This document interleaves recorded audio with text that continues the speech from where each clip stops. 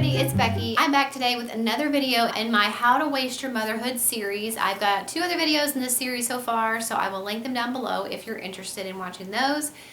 But this video is all about how being too busy is really stealing our quality of life and the time that we actually have to be with the people that we really want to be with and doing the things that we really want to do. If you're new to my channel, make sure you hit the subscribe button down below so you don't miss any of my videos. So the first thing that I would recommend doing when you're really trying to get a grasp on why you're so busy and what's sucking up all the time out of your day is to make a list of your priorities. What are the relationships in your life that you should be fostering and working on and spending as much of your time on as possible? What gives you joy, relaxation, and satisfaction? Those are all the things that you should put on your priority list. Really having that list is going to help you to stay on track and to really hone in on what's important, and it makes it easier to get rid of all the things in your life that are not as important. So what's making you so busy? If what's making you so busy is not on your priority list, then we're going to try to brainstorm and figure out ways to reduce it or completely eliminate it from your everyday life. So I have 11 tips today to help you do just that. Tip number 1 is when making your daily to-do list, don't overload it. Keep it as short and simple as possible with the highest priority things on the top and the least important down towards the bottom. Tip number 2 is to outsource whenever possible. So is there something else that you have on your plate that you have to do that you could help? You could have a friend do for you, or you could have your kids do it, or you could hire a personal assistant. Can you afford a maid? Is it something that you can ask your spouse or partner to help you with? A lot of times we have a lot more help available to us than we realize because we don't ask people. If you're like me and you're a control freak, you want to do it all yourself because you want it to be done the way that you want it done. But sometimes we have to relinquish a little bit of that control to somebody else for the sake of our own sanity and the sake of our own time. And I think really that's more important, and that's kind of something you have to work with yourself, is letting a little bit of that power go and letting somebody else take care of some things for you. It reminds me of on the movie Date Night when Tina Fey's character would not ask Steve Carell's character to do anything because she thought he was going to mess it up, and he's like, give me a chance to try to help you before you just assume I'm going to screw it up. And so that kind of reminds me of that. Tip number 3 is to limit your kids' activities. So whether that mean they pick one sport or activity per season, or they rotate or something, because I know a lot of people that seem super crazy busy are the ones who are living on the ball fields, or they're living on the football field, or they're living at the hockey rink, and there's nothing wrong with that, and there's certainly a lot of value in letting your kids have a lot of different lessons and activities and sports.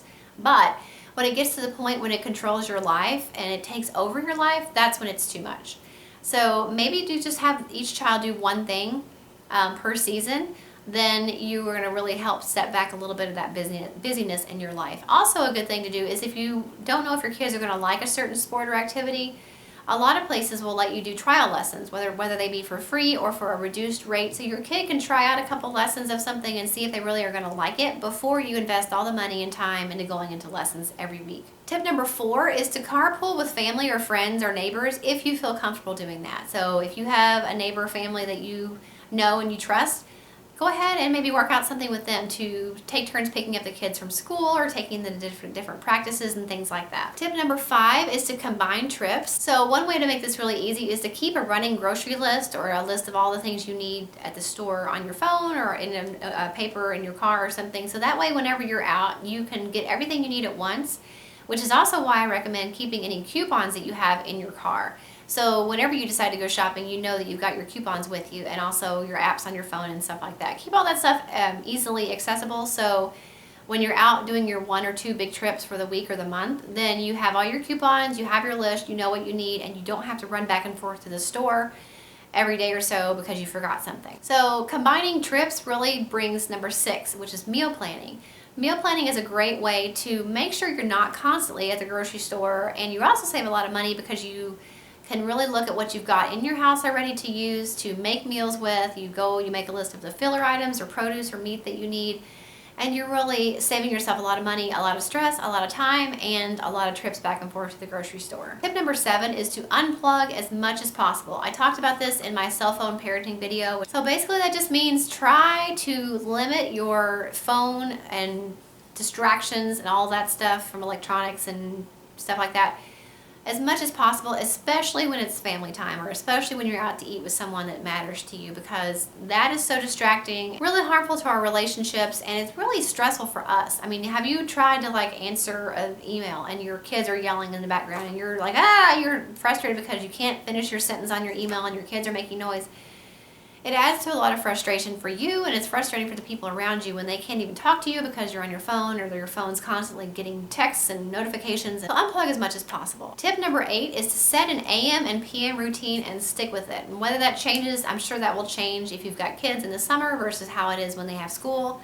But trying to make sure that you have a set routine in the morning and in the evening for your house and for your kids. So they know when they get up, they have to make their beds, brush their teeth, put their clothes, make sure their clothes are in the hamper, things like that. That way you know that at least the basics of your daily household chores are getting done. Tip number 9 goes hand in hand with tip number 8, which is keeping up with the laundry. Not to be confused with the Kardashians. Making sure that you know at least a day or so in advance what everybody in the family is going to be wearing. That way it really helps to reduce stress and frantic crazy rushes in the morning for socks or sports uniforms or your husband's work shirt or things like that. But I do at least one load of laundry every day, and I iron everything once a week so that I know everybody's got clothes. My husband has work pants. He doesn't have to go and iron pants in the morning. Very rarely does that happen when he has to get up and iron anything.